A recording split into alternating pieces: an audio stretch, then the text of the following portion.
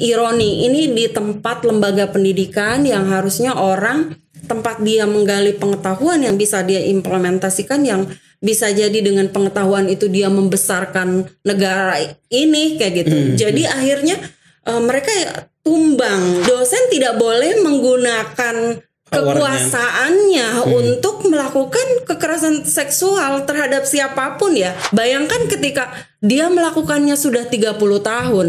Berapa yang jadi korban? Iya. Dan memang ini kayak puncak gunung es. Ini hanya sebagian yang mengaku aja sudah banyak. Kemarin di Bali ya, itu membuka posko pengaduan, ternyata baru beberapa hari dibuka sudah puluhan yang mengaku sudah dilecehkan menjadi korban kekerasan seks di kampus. Lu zaman mahasiswa pernah nggak? Apa? Digodain, dirayu sama dosen atau banyak. Ada banyak.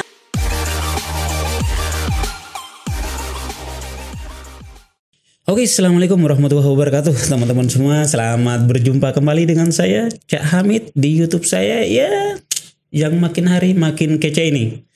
Tentu kekecehan ini berkat dukungan teman-teman yang sudah subscribe YouTube saya. Dan bagi teman-teman yang baru bergabung, baru ketemu di channel ini, langsung subscribe.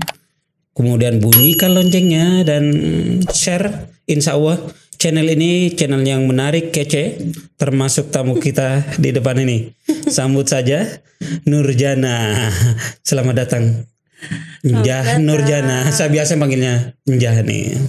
Terima kasih udah diundang. Ay, so imut lu. Belum keluar kan pelan-pelan. Gitu. Selamat datang Njah. Jadi ini setelah sekian ribu purnama kita bisa berketemunya. Suka ngelebay bareng. Kapan terakhir kita tidak ketemu Njah? Udah lama ya. Yang pasti sebelum COVID ya. Sebelum COVID, betul. Kayaknya terakhir lu pindah ke rumah baru tuh. Oh ya, tasakuran itu ya? Iya, lu pindah ke rumah baru ya.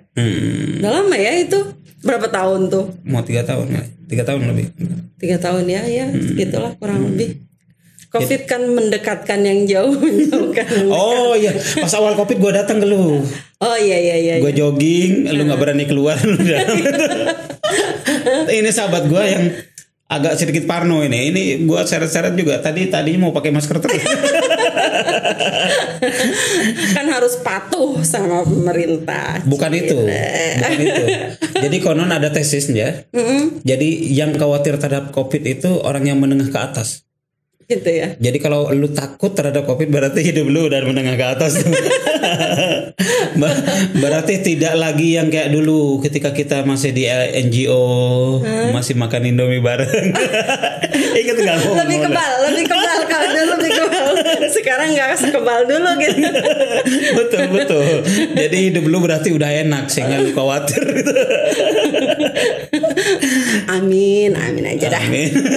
Tapi sehatnya? Alhamdulillah sehat. Keluarga sehat. Alhamdulillah sehat. Sudah mulai beraktivitas lagi atau gimana? Belum seberani sebelum COVID ya. Ya masih pilih-pilih.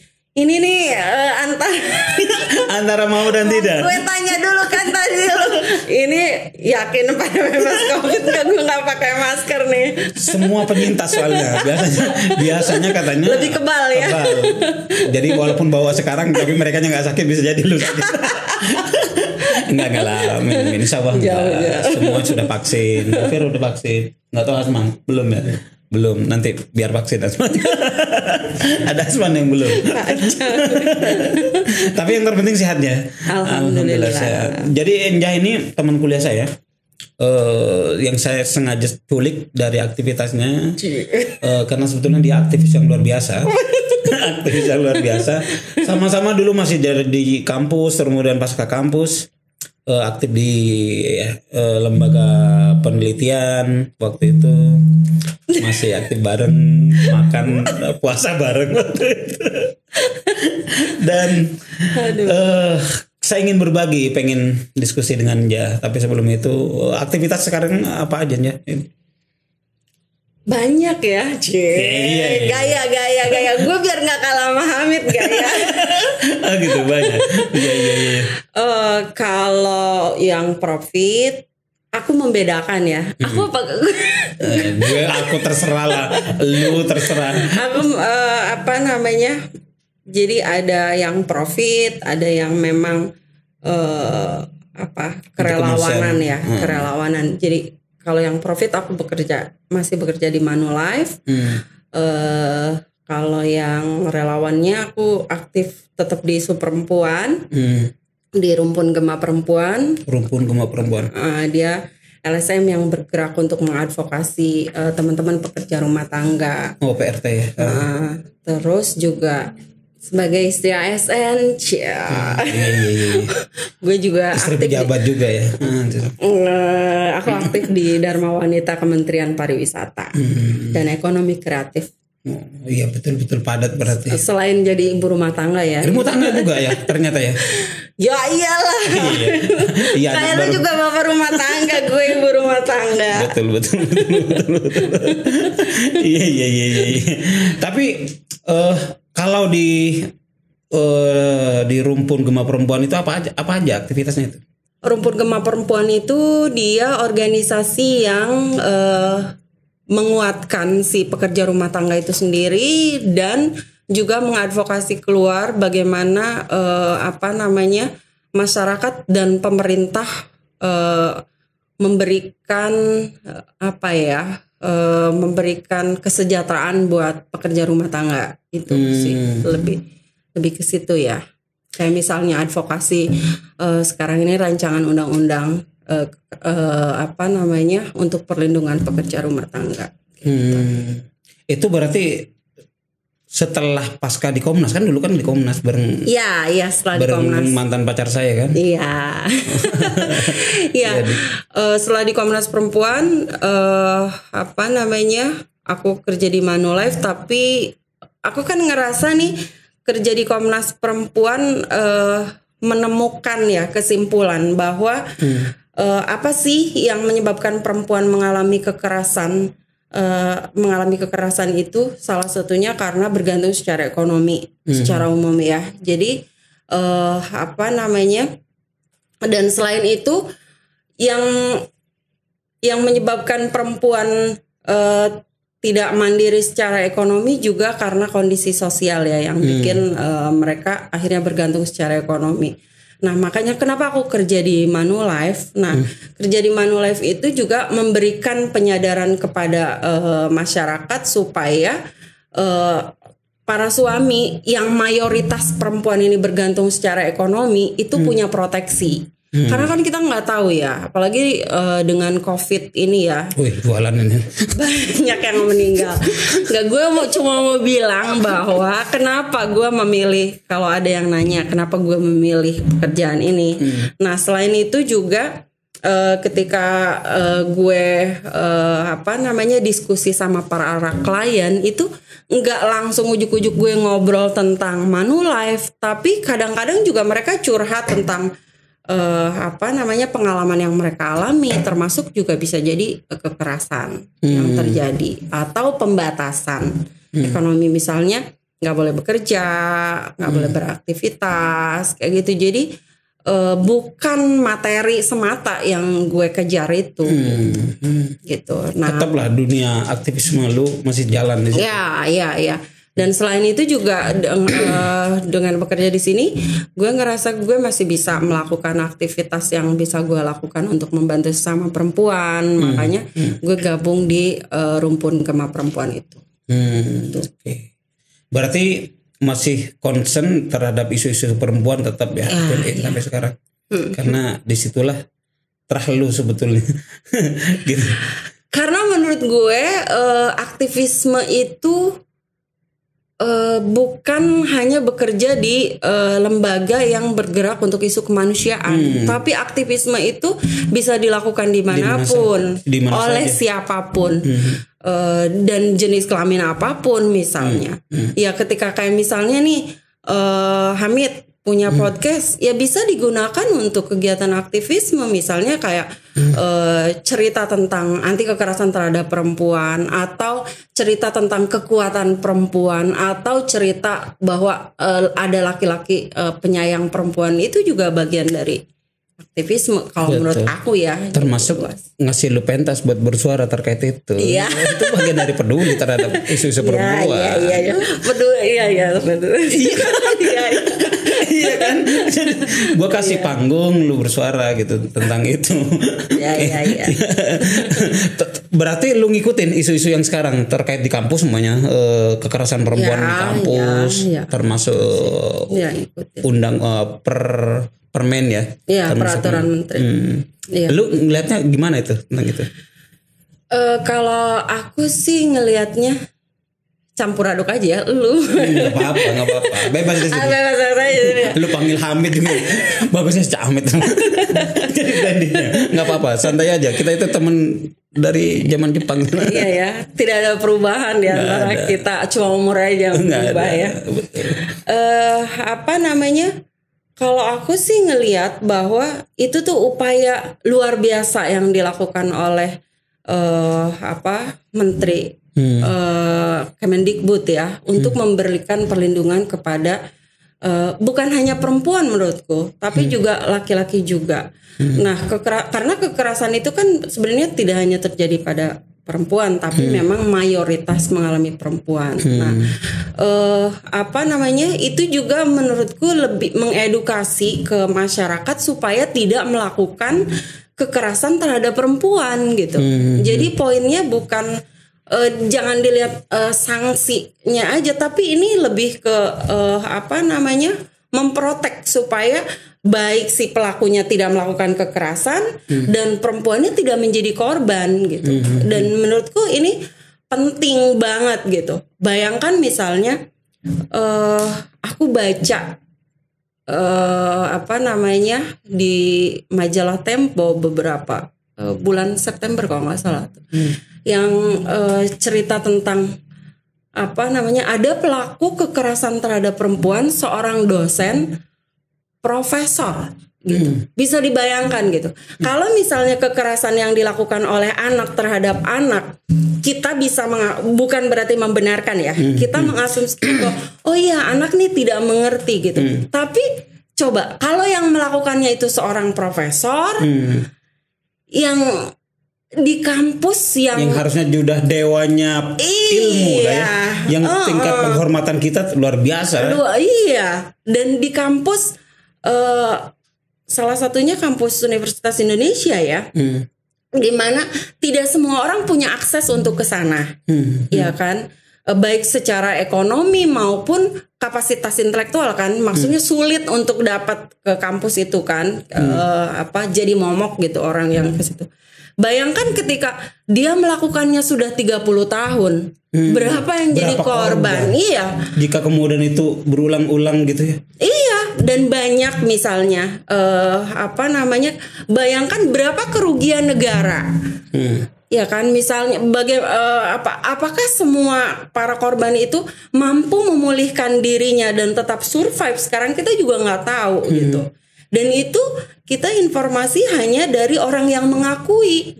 Berapa banyak? Termasuk yang hari ini lagi tayang juga di Unsri kan, iya. Jadi pengakuan dosennya mengaku bahwa dia mencabulin saat bimbingan skripsi. Kalau itu kayak gunung es ya, betul. Makanya bisa kan aku tuh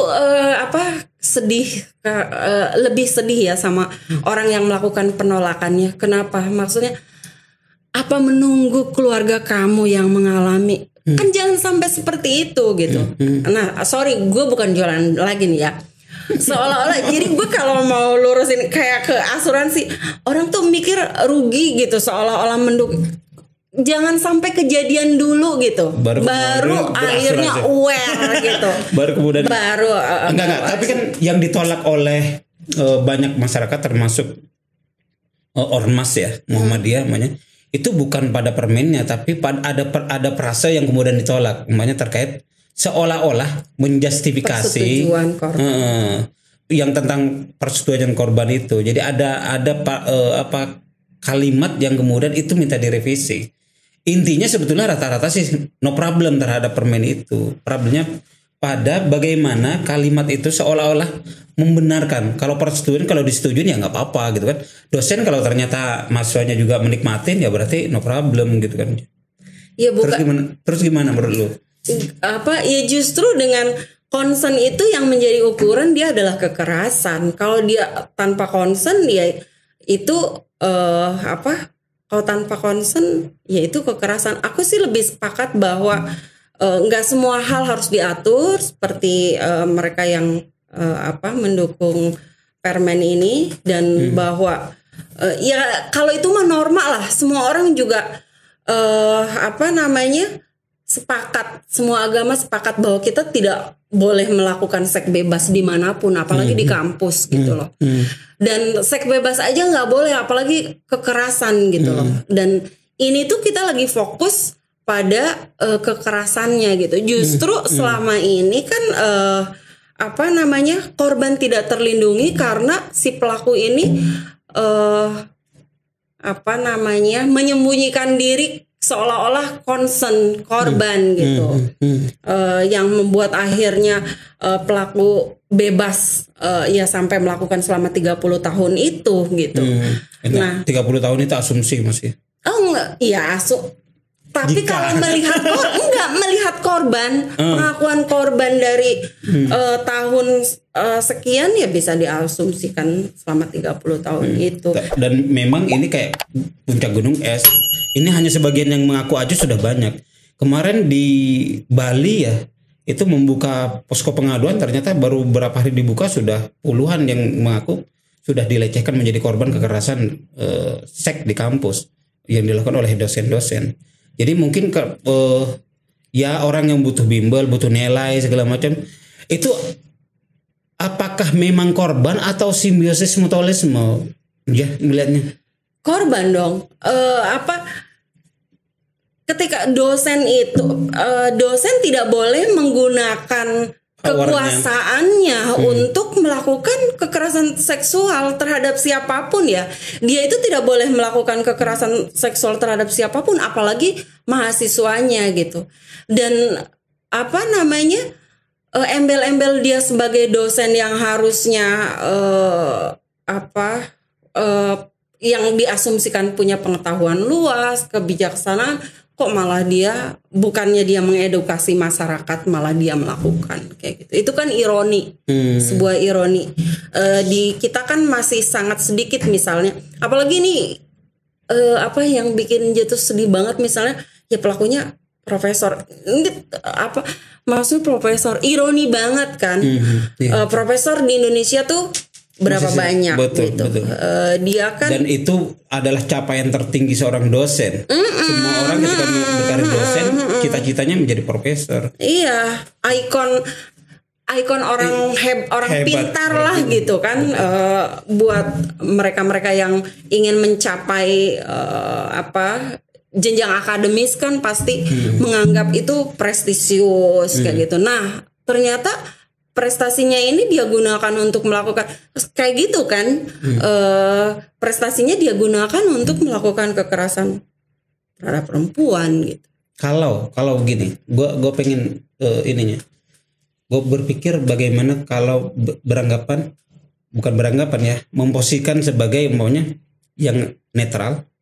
Kalau memang ada perempuannya juga yang senang terhadap itu, termasuk dengan jalan instan dia untuk dapat nilai bagus, nggak mau belajar, dia caranya dengan merayu dosennya, itu masih masuk dalam konteks kekerasan juga atau gimana? Nah itu kan harus dilihat ya, maksudnya. Maksud Hamid ini tuh bagian dari orang yang harus diatur apa enggak gitu kan ya. Pada akhirnya. Kalau menurutnya berbeda ya. Nah itu kasuistik kalau kayak gitu ya. Dan benar nggak kayak gitu? Itu kan yang harus dibuktikan gitu. Tapi kalau misalnya dari bacaan-bacaan yang dibaca dan hasil pengaduan yang ada, itu kan justru digunakan gitu. Kekuasaannya itu justru digunakan. Misalnya kalau yang yang baca di Tempo aja lah ya, yang kasus yang itu berani speak up ya, yang korbannya berani speak up. Misalnya dijanjiin oh ya ketemuannya di rumah makan, terus pas di dalam pulangnya bareng, terus pas mau keluar tiba-tiba diraba payudaranya. kayak gitu. Gitu ya. Kayak gitu. Jadi dan si perempuan itu dia kaget dan shock gitu. Bayangin kan Hamid juga anak pesantren ya. Kita diintip aja gitu. Dulu nggak pakai biasa pakai kerudung, nggak pakai kerudung. Udah shock gitu. Udah shock banget gitu. Bayangkan itu misalnya diraba gitu. Terus mau dicium kayak gitu. Dia kaget gitu. Jadi si perempuan ini bayangkan dalam situasi seperti itu, misalnya yang bayangan dia ini dosen harus dihormati segala macam, tiba-tiba melakukan kayak gitu. Dan adanya asumsi seperti yang Hamid bilang, oh jangan-jangan perempuannya yang merayu supaya dapat dosen. Nah itu juga yang akhirnya bisa jadi membuat si perempuan tidak mau bercerita bahwa dia mengalami, malah kebalik seperti itu. Iya, dan ditambah lagi yaitu ketakutan dia nggak dilulusin segala macam kayak gitu. Ketika cerita dia malu, mempermalukan dirinya sendiri gitu. Jadi akhirnya ya dia memilih untuk diam gitu, dan akhirnya lama-lama ya menggunung itu. Artinya Njah menganggap penting adanya permen ini. Ya, penting banget. Buat masa depan anak kita ya. Kami juga kan punya anak laki-laki dan perempuan ya, buat ya kita bebas dari kekerasan lah ya. Ya supaya tidak terjadi lagi kekerasan terhadap perempuan. Oke, terkait frase itu untuk direvisi, lu setuju? Didiskusikan dulu ya. Maksudnya usulan mereka seperti apa, gitu. Sebuah aturan itu nggak saklek lah. Apalagi ini kan permen, undang-undang juga bisa di ini. Tapi prinsipnya adalah ini ada korban gitu. Dan itu nggak bisa dinafikan. Nggak bisa dinafikan. Makin banyak gitu. Iya, makin banyak. Dan ya itu lagi-lagi ironi. Ini di tempat lembaga pendidikan yang harusnya tempat dia menggali pengetahuan yang bisa dia implementasikan, yang bisa jadi dengan pengetahuan itu dia membesarkan negara ini kayak gitu. Jadi akhirnya mereka tumbang gitu. Itu kan jadi tantangan kita bukan hanya ekonomi, orang nggak bisa kuliah gitu, tetapi orang yang kuliah juga bisa terancam drop out karena dia mengalami kekerasan itu gitu. Dan ya itu yang prihatin ya di kampus-kampus besar yang nggak semua orang bisa mengakses ke situ. Berapa kerugiannya gitu kalau dihitung secara ekonomi. Oke. The last question. Lu zaman mahasiswa pernah nggak? Apa? Digodain, dirayu sama dosen atau banyak. Ada banyak. Ada lah ya, ada yang pernah. Sampai melecehkan. Iya ada. Berapa? Gini loh Mit, nih kadang tangan salaman terus tangannya digini-gini. Oh gitu.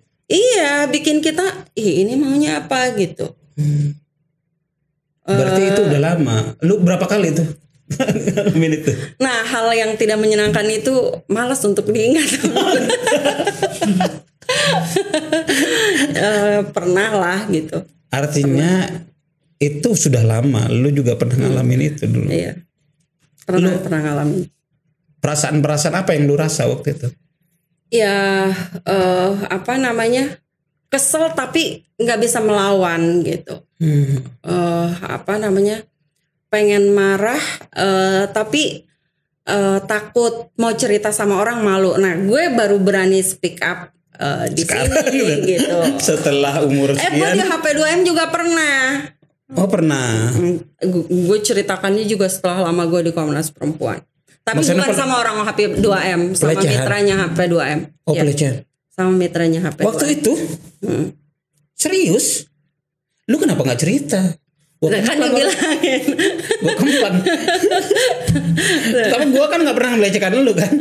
Gue kan orang lurus. Beda ya maksudnya.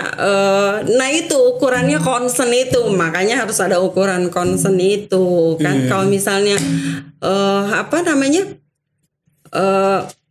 ya kan kalau kayak gue sama lu kan suka salaman biasa, apa kabar kayak gitu-gitu kan. Kita ya biasa aja, karena ya gue juga nggak curiga lu ada apa perasaan untuk melecehkan kan. Ya kita sahabat akrab dulu.